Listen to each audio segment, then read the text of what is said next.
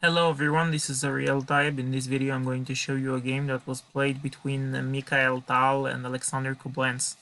For those of you who don't know, Mikhail Tal was the 8th world chess champion and Alexander Koblents was his coach. So now I'm going to show, I'm going to upload a series of games between those two players. Games that Tal won, games that were drawn. Actually, I couldn't find just yet a game that Alexander Koblents defeated Mikhail Tal. They played a training match, and this is one of their games. Mikhail Tal had the white pieces and he started with e4. Actually, I'm going to look for if I can find the game that Tal lost against Alexander Koblents. Never mind, e4, c5, knight to f3, d6, d4, c takes d4, knight takes d4, knight f6, knight c3, and a6. This is the Najdorf variation of the Sicilian defense. Bishop to g5, e6, queen now defends the knight. f4 threatening e5 because the knight is pinned, so bishop e7 unpinning the knight. Queen to f3, queen to c7, castling queenside, knight from b to d7. And actually this is a kind of a nice crossroad. White has here like few different options. Bishop e2 is an option, bishop d3 is an option, rook h. The idea, of course, after moving the bishop is to bring the rook to e1. But there is also like g4 that I personally used a few times. It's like a very nice move, g4, bishop e2, bishop d3, all like common moves. I think even queen g3 is played nowadays. But in the game, Tal just decided to play bishop e2, and bishop e2 has a very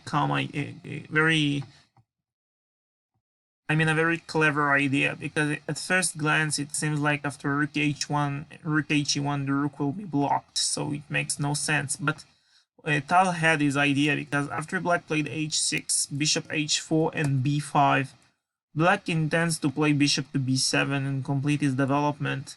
White played e5, which seems like a seems like a fork when you first look at this position, but then you see bishop to b7 counter-attacking white's queen and also defending the rook on a8.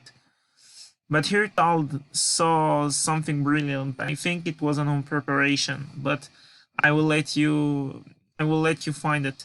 This is white to move.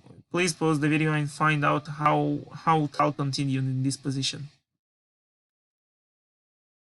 Alright, I hope you pause the video and find out the movies. Well, just before I show you, don't forget to drop a like to this video, leave a thumbs up, because it's really helping me to grow this channel. In the game, Tal played e takes f6, sacrificing the queen, and now you see the idea of placing the bishop on e2, because after black played bishop takes on f3, now white can play bishop takes on f3, and the rook on e8 is under attack. So black played d5, and once again this is like once again, this is a very nice position for you to find out. Please pause the video once again and try to find out how white can continue this position. Alright, in this position, Tal played knight takes on e6. Kind of a sacrifice that has to be accepted, because this is also a fork on the queen and the pawn on g7. So f takes on e6, and now you can see, when you remember black played h6 to kick out the bishop that was on g5. It was kind of a mistake, because now white can play bishop to h5 check, and if black plays g6, the pawn is no longer defended, because the pawn is black pawn is not on h7. So it was kind of an inaccuracy.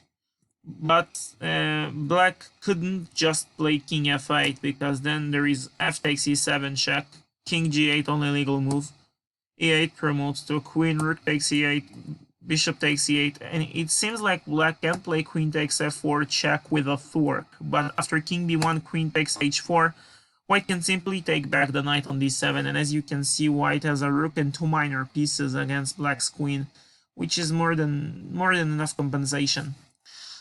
White is even better here.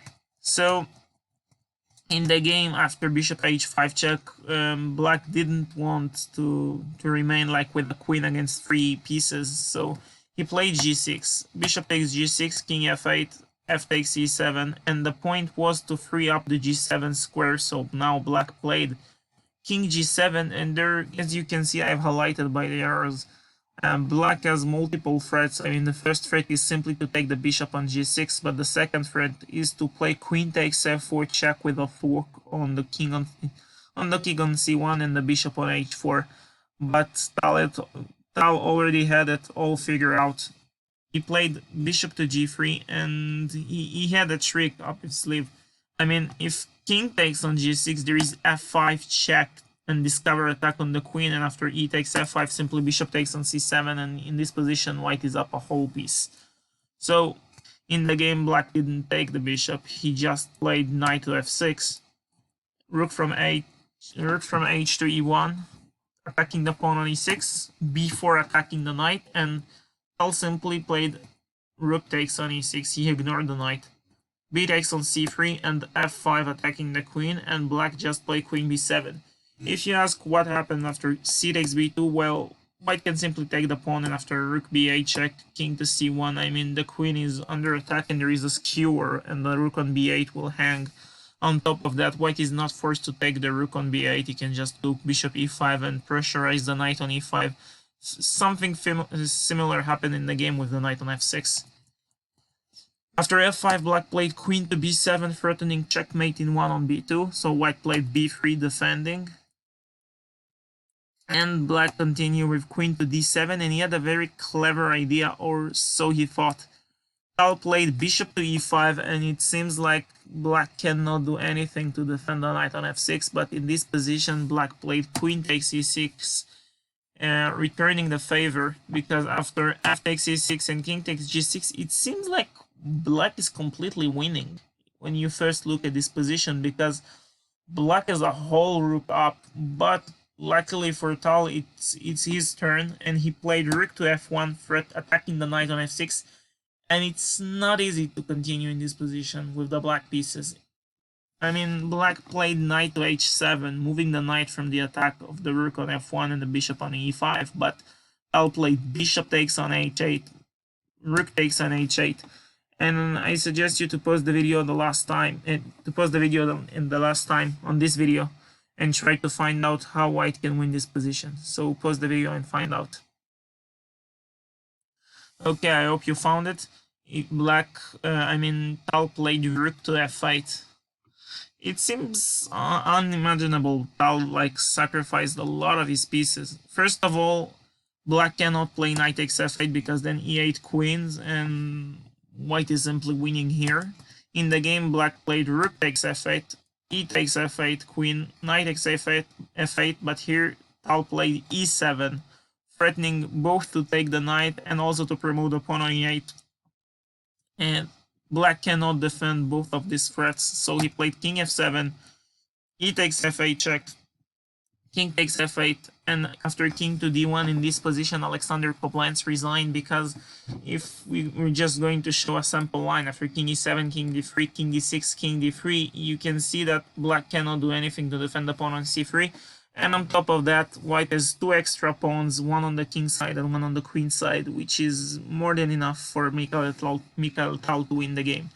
So in this position, after king to d1, Alexander Koblents resigned. This is the first video in this series. I'm going to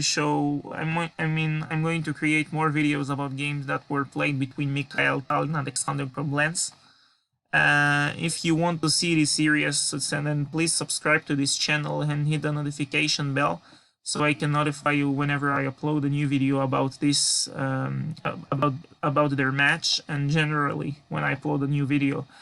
I'm also planning to record a video about every single game that will be played in the World Chess Championship match between Magnus Carlsen and Jan Nepomniachtchi.